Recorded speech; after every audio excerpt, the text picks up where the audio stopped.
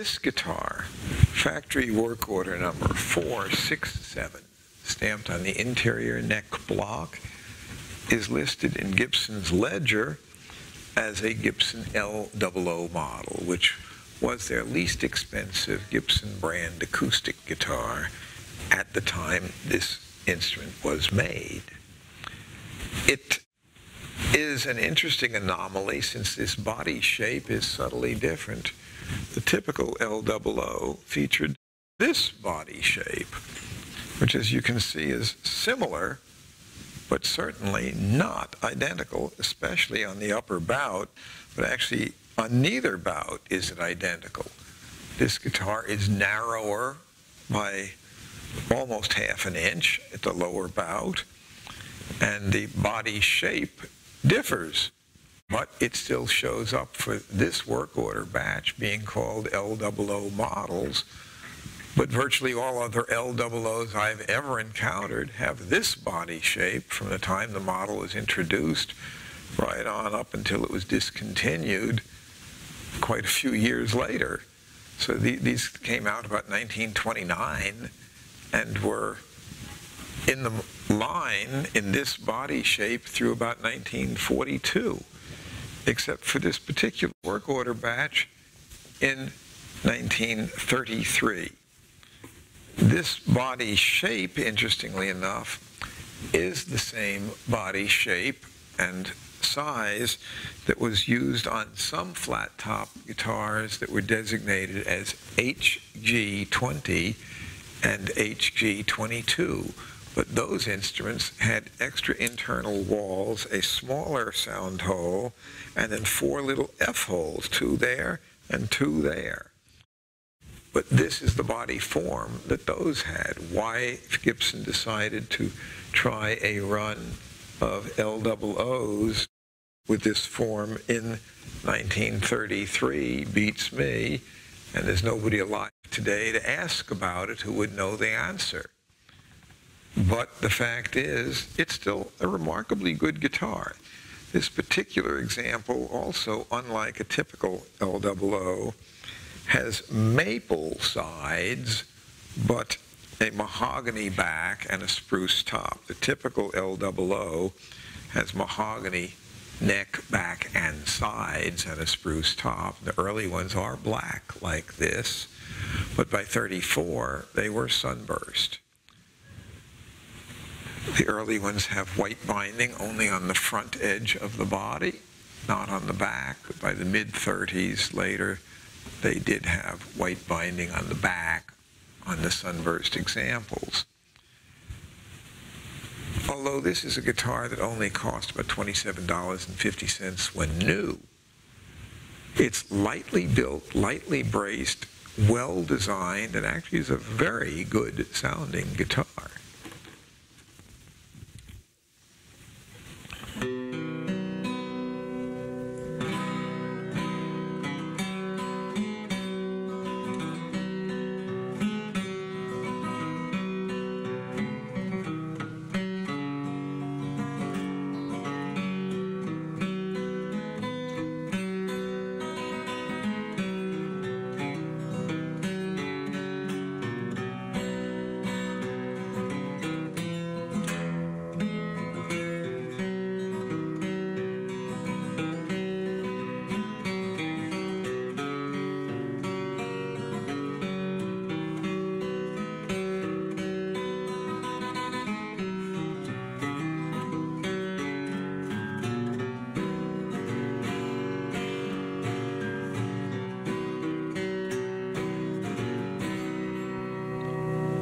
It's also interesting to note that it has a white pick guard, which these early black ones, the earliest ones, did feature white guards, but soon thereafter they went to the nitrocellulose tortoise shell guards, like you see here. And again, an inexpensive guitar, but good. There are some instruments that, in spite of price, can truly sound good. If you have a guitar that's well designed and is not built overly heavy, a flat-top guitar can sound remarkably good. This has X bracing, so it's braced similar to Gibson's more expensive models. And it has good quality wood. It's basically a good design. It's an anomalous mystery as to why they picked this particular body shape for one run. Here's an example of a guitar that's rare, and I can't really claim it was a commercial failure when new. I can just claim that they looked at it and probably thought, you know, why did we do that? And just went back to the other shape, because certainly the shapes are not remarkably different. They'd already been doing them in the previous shape. And they went back to it because I think most people would agree this probably is aesthetically a bit more pleasing. I think the lines are a bit more graceful. But in this price bracket, I'm sure either one would have sold. It says Gibson, it plays well, it sounds good, and it was their cheapest flat-top guitar, which is also cheaper than their cheapest arch-top guitar. Arch-tops are more expensive to produce. So this was Gibson's least expensive guitar. But the fact is, it is actually a very good sounding guitar. And it still has good features such as the adjustable rod in the neck. And it's structurally stable today, even though it was made in 1933. It's held up remarkably well. It's not cracked. It's not been broken. But it is fragile enough that if you don't take care of them, they won't hold up. It needs to be kept under reasonably good conditions of humidity. If they get too dry, if you leave it in your house in the winter and you have no humidity control, it's likely to get too dry and it may crack. But that's true of any guitar, regardless of the price bracket. But these are built fragile enough that if they're dropped, it's more prone to break than something that's built more sturdy.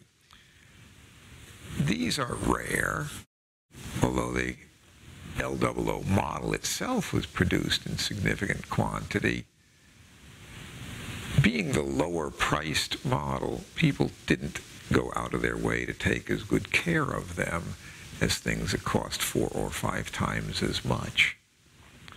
So what we do see on some of these is finding an L-00 in really superbly good condition is rare. But finding an L-00 in some condition is less rare than finding the more expensive models today, because they made a heck of a lot more of these. Typically, every time you double the price of an instrument, the potential market is about 1/10 as much. So the number of people back then who would spend close to $25 for a guitar was about 10 times as many as could afford to spend $50. And the number of people who could spend $100 for a guitar back then was also about 1/10 as many as the number who could buy one that cost $50. So the number of people who could spend $100 was a heck of a lot less than the number who would spend close to $25 to $27. And that same basic rule applies even today. The number of people who will spend $2,000 for a guitar today is about 1/10 as many who will spend $1,000. When you get into guitars that are $5,000 plus, you may get into some very, very fine instruments, but it is a much smaller market. So extremely expensive instruments, things that today are, say, $25,000 new, they're likely to be quite rare. And the company may consider it a commercial success if they sell a few of them. But certainly, when it comes down to quantity, if you want to talk about commercial success being judged in how many of something do you sell, then price can affect how successful you will be in selling quantity, and ultimately how much profit you can make if you get into things that are extraordinarily expensive. The number of them you make may be such that you end up selling so few that it's not highly profitable. The point is, there are multiple reasons why something can be rare, but typically something is not highly successful commercially if it's extraordinarily rare. If they made less than 10 of them ever, it probably wasn't a commercial success on any level, probably wasn't profitable, and it certainly wasn't popular when it was new.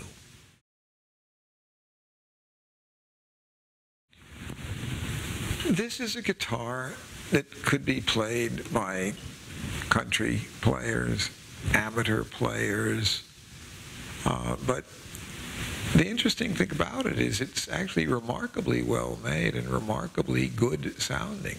So a serious amateur could play this, and even today, the L-00s are actually quite sought after, and many blues players consider this model the standard L-00, and this sounds similar, to be one of the best sounding blues guitars that Gibson ever made.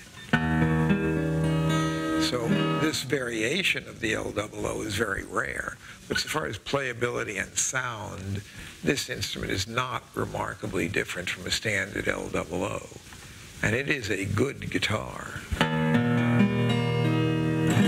fact, this is a good enough guitar. Vince Gill played this one, and it's one of my personal instruments. He told me if I ever want to sell it, call him. He's ready to buy. He likes this one. Excellent. That's great.